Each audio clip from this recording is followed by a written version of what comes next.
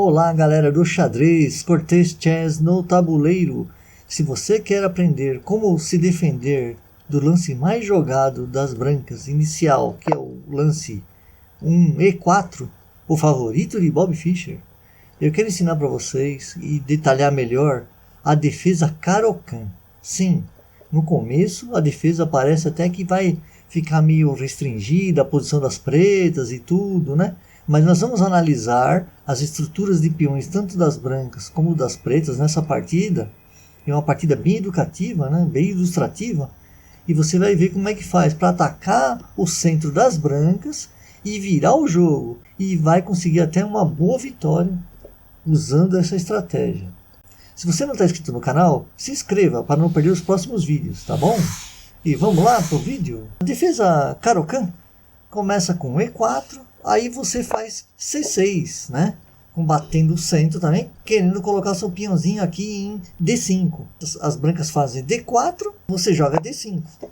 E o lance mais jogado aqui, tanto por mestres como jogadores comuns, é o avanço. Então as brancas vão fazer o avanço aqui para E5. E você tem uma vantagem da Caro-Kann em cima da defesa francesa. A defesa francesa, ela deixa o seu bispo de casa branca preso aqui. Por quê? Olha, a defesa francesa seria assim, né? As brancas vêm com E4 e você joga E6. E aí elas jogam D4 e você joga D5. Você ficou com o seu peão preso na diagonal branca. Ele não consegue sair por aqui, né? Então isso aqui é uma vantagem da Caro-Kann sobre a francesa, tá? Você tem esse bispo aqui saindo logo de cara. Já pode tirar o bispo aqui para F5, né? Essa é a vantagem, tá? Nessa posição, as brancas jogaram F4. Só que é o seguinte, esse lance limita a saída do bispo de casa preta, né? Das brancas. Abre-se a diagonal aqui do rei, né? O rei, a diagonal em cima do rei branco, né? Então não é uma jogada muito interessante. E aí as pretas vão lá e fazem E6, completando a estrutura de peões da Caro-Kann. A Caro-Kann é sólida porque ela tem uma estrutura de peões forte, né? Olha, agora as pretas estão com a estrutura de peões completa. As brancas têm mais espaço, mas a estrutura de peões das pretas é bem sólida. Vamos comparar as estruturas dos peões nas brancas e nas pretas, né? Quebrar essa estrutura das brancas do centro, né? Para você abrir e ganhar mais espaço. E você pode fazer isso por aqui, por C5 ou por F3, tá? Essa é a principal ideia da Caro-Kann, para você combater o centro forte das brancas. As brancas jogaram F4.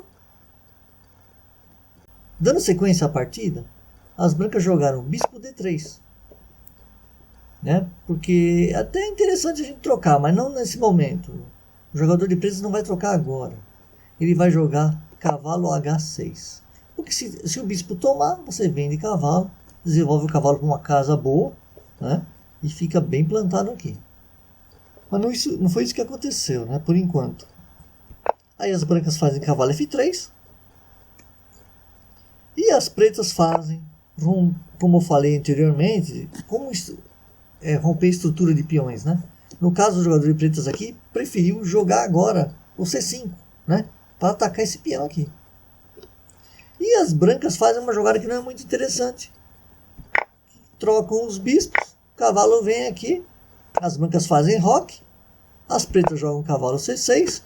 Então agora as pretas têm quantas peças atacando aqui a posição D4? A briga agora é na casa D4. Ó, cavalo, peão e cavalo, 3. E as brancas têm dama e cavalo, 2. Então as pretas têm vantagem. As pretas fazem o seguinte, C3, colocando um peãozinho lá também para proteger. E agora as pretas fazem a melhor jogada, dama B6, colocando mais uma peça atacando D4, né? Agora a tática é clara, né? Atacar esse peão central D4. E agora as brancas jogam B3. Por quê? Porque a dama também está atacando esse peãozinho aqui. Então o bispo não ficaria preso aqui, né? Então ela já avança esse peão para liberar o bispo, né? E o que aconteceu então? As pretas tomam, que tem vantagem numérica. Olha aí. E agora, com a dama aqui, fazendo raio-x aqui no rei, né? Muito interessante para alguma jogadinha. Então as brancas vão lá e tiram o rei da reta. Joga para H1. As pretas jogam bispo C5, colocando mais uma peça mirando D4, né? Cavalo toma, bispo toma. Então as pretas agora estão atacando a torre. E as brancas, o único jeito de salvar a torre é tirando o cavalo. Mas antes as brancas jogam G4, atacando o cavalo das pretas. O cavalo simplesmente voltou para E7, né? Aí vem cavalo C3, ganhando uma casa de fuga para a torre. Mas vai cair o cavalo. Então as pretas já estão com uma peça de vantagem. Torre B1, tirando a torre. D4.